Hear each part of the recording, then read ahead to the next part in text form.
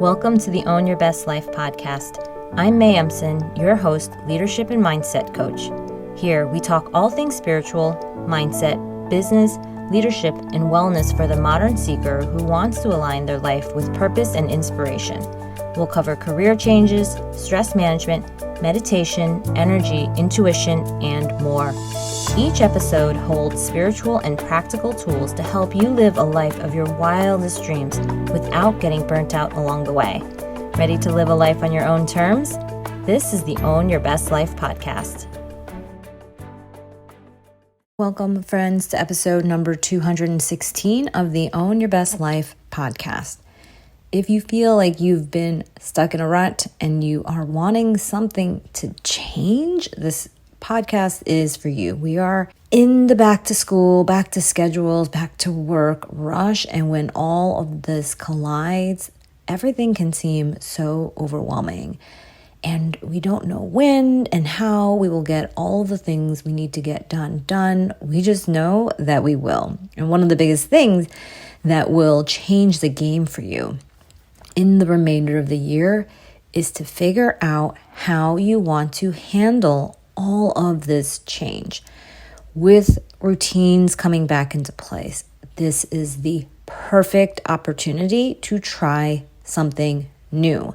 Today's podcast on how there is no better time to start something new will give you ideas of what you can do, things to try, and how that will create this massive ripple effect in giving you more space, time, and get things done so that you have more freedom than ever before.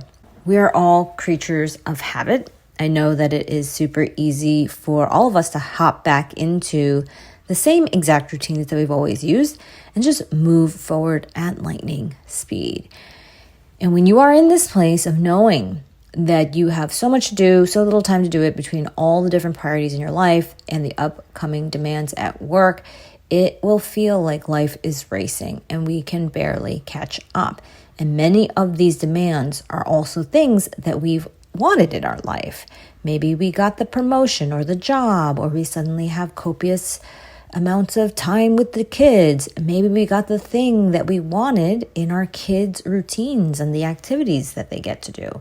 Maybe we are just busier because there are more possibilities and opportunities, or we have more resources to use and choices to make. These are high quality problems. And no matter if it comes from a welcome or unwelcome source, all of this still creates noise in our life. And in the rush to add more and more, very subtly things grow and we forget to subtract.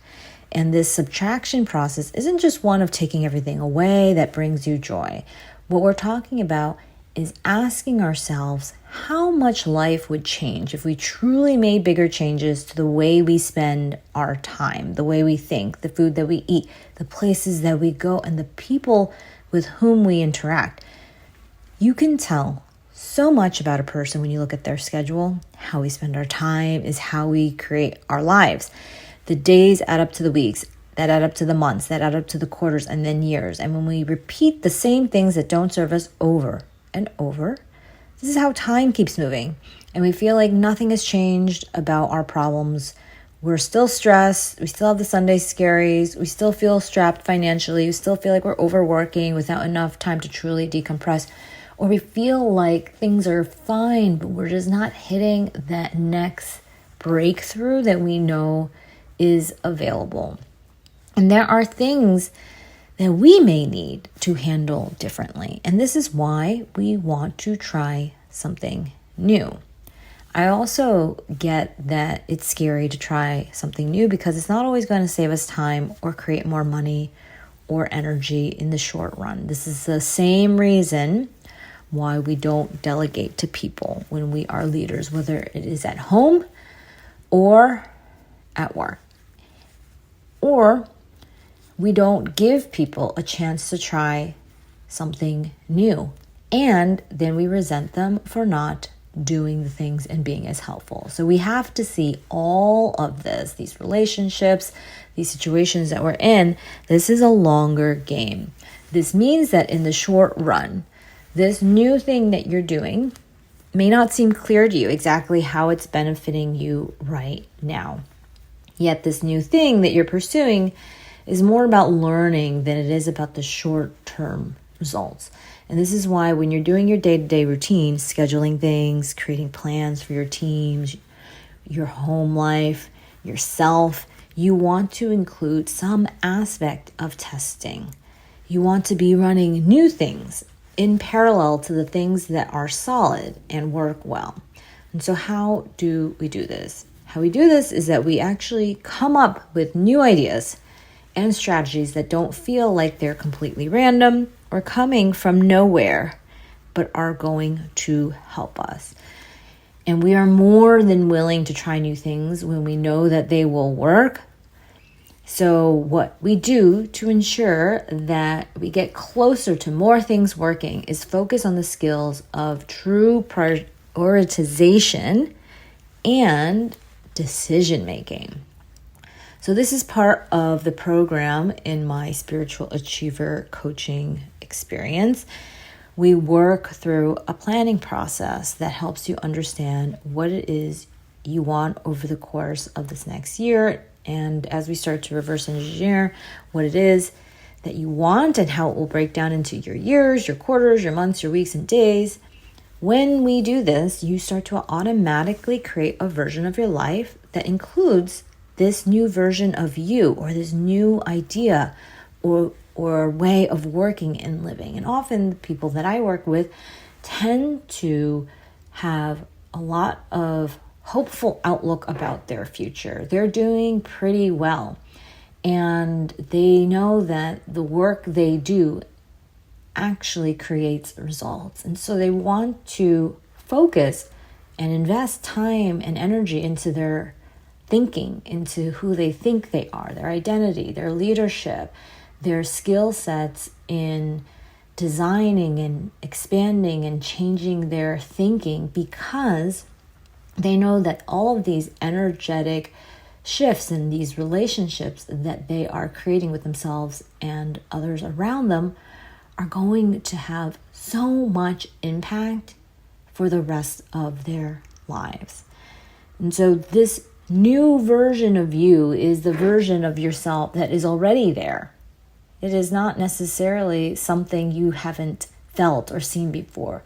You just might want to be more consistent about this way of showing up, more consistent about bringing the best of you to life.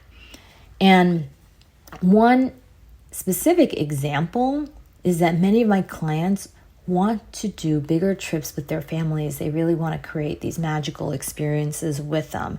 They want to have a really great home life, yet they don't want it to come at the expense of work. And what this means is that they have to find time. They have to find space for these trips. They want to feel that their finances are in order. They want to do a really great job at work and plan ahead for this trip. All of these concerns come up as they're thinking about trying something new, like taking bigger trips. And they have to overcome their own fears. They have to work on new things in making these moves and to actually book that trip or schedule that vacation with their families. Which is why when you try something new, it's not just about the action of booking a trip or signing up or scheduling an activity. If it was, everyone would have already tried many new things and become the kind of person that they wanted instantaneously. So it's not the signing up or the doing of it. Instead, there are actually many things that will go through your mind that we work through. And if you work through the challenges in a certain way, then you will reap the benefits that change who you think you are. One of the things that you work through is this inevitable self-doubt. The failures that come along with action, the feeling of regret, spending money I shouldn't have spent, or I didn't invest in something that I could have invested in. And this negative spiral where we prove ourselves to be right and say, see, it didn't work, because it doesn't work exactly the way you thought it would. It very often ever does. And not doing anything after that downward spiral feeling. Instead, there are course corrections that need to be made. Anytime that you make a plan, anytime new projects crop up, and anytime you're suddenly overscheduled again. So in our coaching, instead of letting the overwhelm or the failure derail us, we develop the muscle of a mindset that stays the course and also adjusts. We come up with solutions, we try new things, and we innovate. That innovation is the critical part that we miss out on when we stop when things get hard. It will always feel like there is not enough time, not enough intellect, not enough energy, not enough patience for whatever you are facing. I promise you that. This is why trying new things is not just nice to have. It is mandatory. And there is no better time than now to have the benefit of that new thing you're going to experience or learn through.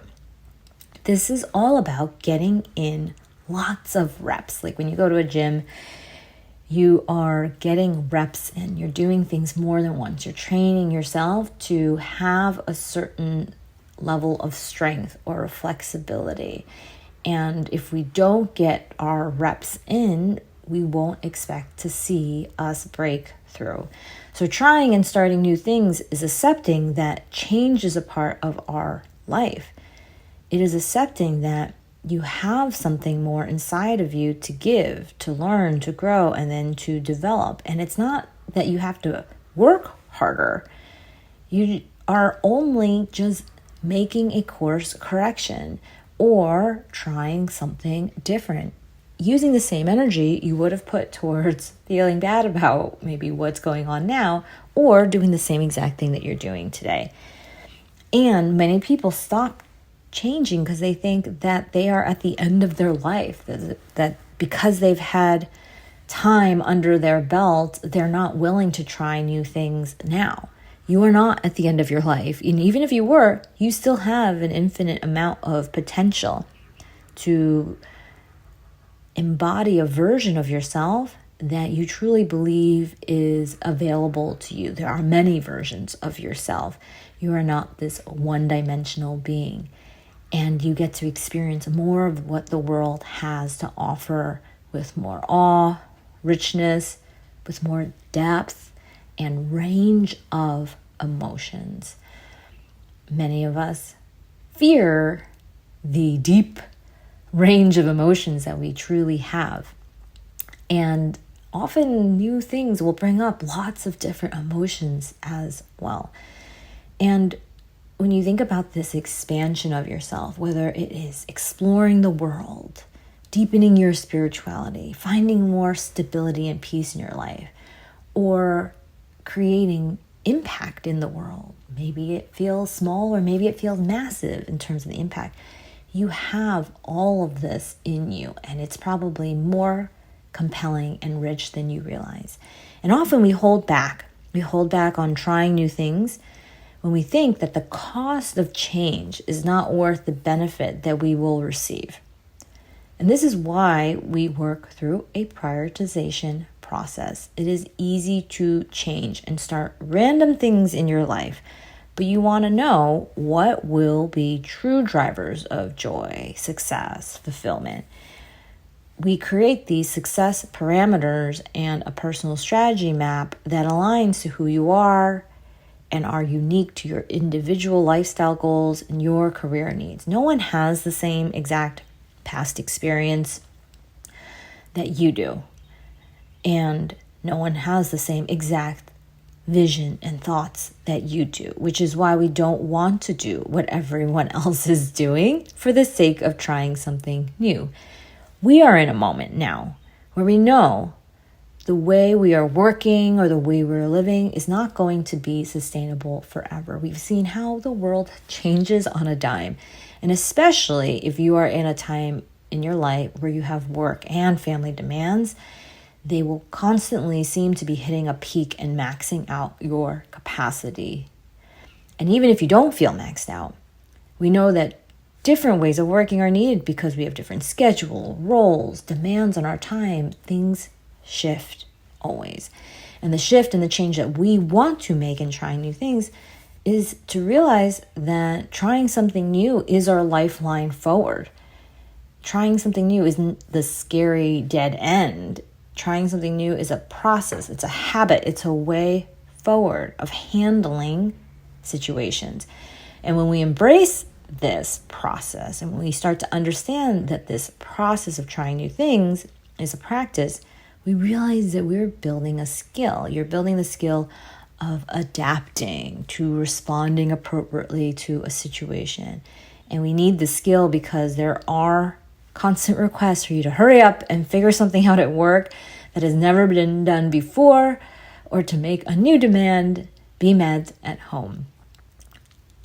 And there are other requests from you at home, often to handle mental, emotional, even physical demands of your time that might be new for you. You might not have ever had to deal with them in your personal life, whether it is elderly parents or whether it is children, whether it is partners, whether it is extended family.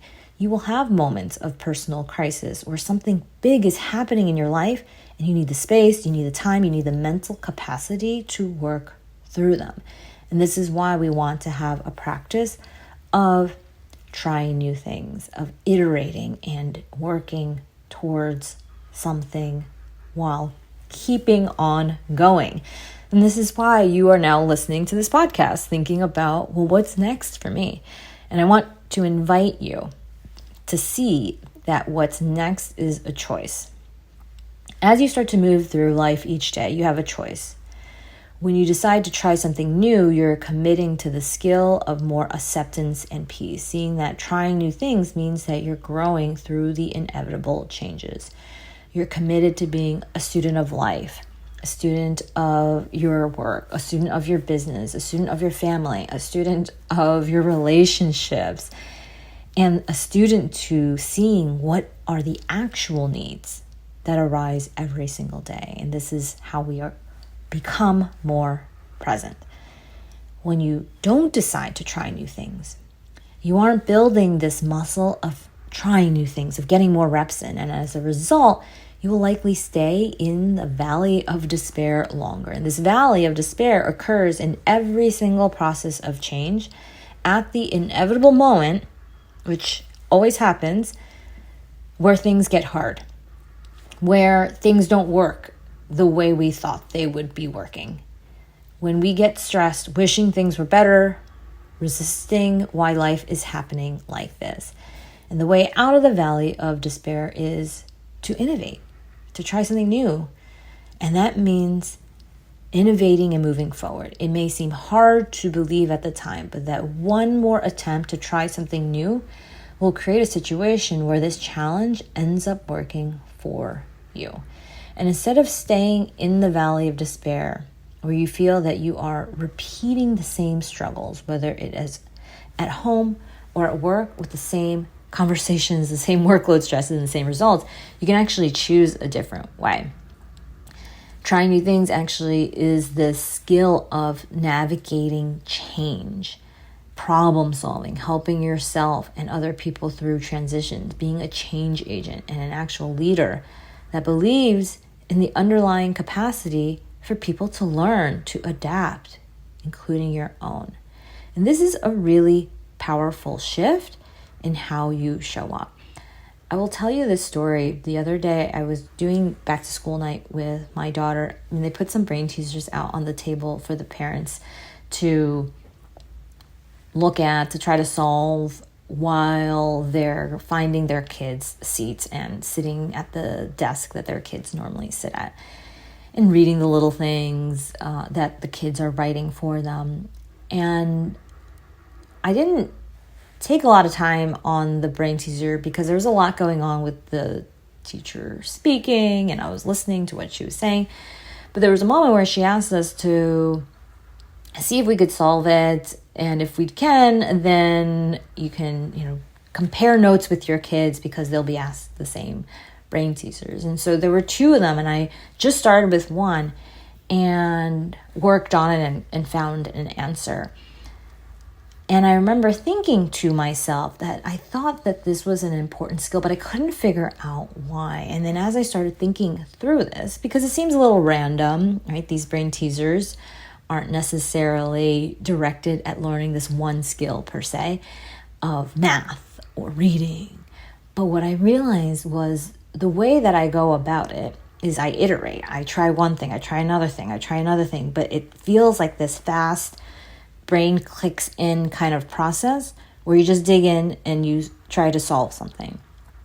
And this is after I had written this podcast, but what I realized was that was a skill, and it's a skill of problem solving that doesn't end with this one brain teaser, but goes with a number of different vocations and has nothing to do with just math or skills like that, but of general critical thinking, of problem solving, of competency, and just figuring out that this person is someone that you would want to work with because they would help you figure things out, because they would just keep trying. And that is the key. This is this shift in how you show up and the energy that you embody in your day-to-day life and at work, not assuming that you just are smart and you know all the answers, but that you will try something new to figure it out. And I encourage you to take a moment now and think about something that is on your mind that's bothering you. Maybe you're struggling with whether it is the current job that you're in, or maybe it's the demands from work and life, and they're just pushing up against you now. And I would ask, how could I try something new? And what comes up as the answer to that? What support would be available to you if you were to try this thing? And just notice what new ideas come in and what would you end up having, doing, experiencing as a result of trying this new thing. And just take a moment to think through that, because that's how out of the box thinking gets created. That's how we get out of this feeling of stuckness. We move out of our normal thought patterns and we move out of the normal energy of uncertainty and lack of confidence, and we move into one where we feel our shoulders get back a little bit more, our chest comes up, and we take bigger and deeper breaths, and we feel a little more confident and grounded. And the reason we need to know that we have this shift inside of us, we are the ones trying something new, is because each time you do it, you are the one changing yourself. And some of the things that I had tried that were new over the course of my life changed my identity in so many different ways each and every single time. So it's almost like you have this lever that you can now decide to exercise, instead of life is just pushing you and you don't have any choice but to do this, which is also true. But you can start seeing it more as a choice. I'm choosing to make this move. From the time that I started doing sports in middle school, it expanded my views of strength, of resilience. I saw strength and capabilities outside of my intellect or outside of academics. And then it shifted my sense of leadership. I realized I was a leader on the field. And now, when I'm tired, I realize if I move, I feel better and less tired afterwards. I know that sounds counterintuitive unless you move all the time and realize this, but then you realize that how you feel now is not a precursor for how you will feel after you do something. And often that new thing you try gives you a different sense of momentum and energy. You will often be terrible when you try something new, and maybe more often than you are good at something. I know that I tried new things and sometimes they didn't work out. And I was pretty terrible and sucked pretty much at everything when I started, and then got better. And I also realized not everything was my thing. So part of trying new things allowed me to see that certain experiences come with some pain, but I was still able to learn from them. Whether that was a relationship, whether that's your first, your second career, or the physical pursuits. One thing leads to another. And the first thing isn't always the final result, and that's okay too. And whether that was my first relationship, when I realized so much about who I was in a relationship, who I wanted to be in a relationship with, and how that impacted my next relationship, which ended up being with my current husband and partner. And I know that if I didn't try that first thing of going and saying, okay, I'm committing myself to this relationship, I wouldn't have had the opportunity to learn, to grow, to understand who I truly was. And so often when we trying something new, we're half in and we're half out, and we're thinking, well, I don't know if this will work, so I'm just going to try a little bit. But as soon as there's like a little sign, I want to come back and not do any of this anymore. And so that's the part that we are bridging, is that inevitable place of half commitment, which gets us to half results. Or when I tried a career in business and that led to supply chain, and then that eventually led me to management consulting. That led to consumer products, to strategy work, which led to training and coaching, which are my calling. All those things at the onset were new, hard, and each one of them, I didn't feel like I was an expert until I was. And I encourage you to notice that even in your own life, you have so many examples and stories of ways you've made changes, ways that you've experienced heartbreak, pain, loss, failure, and challenge because you were trying new things. And just because you have a few decades under your belt now, it does not mean it comes to an end. You are just at the beginning of this new day, this moment that you are in right now listening to this podcast, and even here at this moment is a chance to take a deep breath in and begin again. My encouragement for you is to really consider how you are always in the perfect place to start over again. There's never a perfect good time because the time is always now. And to try something new is something that you can do today. You can try something new even if what you're doing before hasn't worked. This is one of the ways that you will grow inside Spiritual Achiever Coaching. If you want to learn how to design your life, your days, so that you truly break new ground in the ways that you've been living and thinking and working, getting to see how much differently you can experience life, how much more interesting and fun it could be, then this is the experience for you. And if you'd like to become a spiritual achiever, I have a free training for you on how to stand out and lead using these high performance spiritual strategies. You'll get a taste of some of the ways that you would design your work and your time and your leadership, the hours that you work, the way that you show up. You can apply also to join the program where you're going to create your next chapter. And you can go to www.mayemson.com/contact to schedule your call, and we'll see you inside. I love you, my friends. I hope you have an amazing week, and I'll talk to you next time. Thanks so much for joining us this week on Own Your Best Life. Make sure to subscribe to the show on iTunes or wherever you listen to podcasts so that you'll never miss a show. And while you're at it, can you please rate and review on iTunes? I would so appreciate it. Share it with a friend, take a screenshot of it, and tag @MayEmson. This helps continue to get the word out. For more show notes and resources, check out www.mayemson.com. You'll have all the links to everything you heard here today. Thanks so much for listening. It's time to own your best life.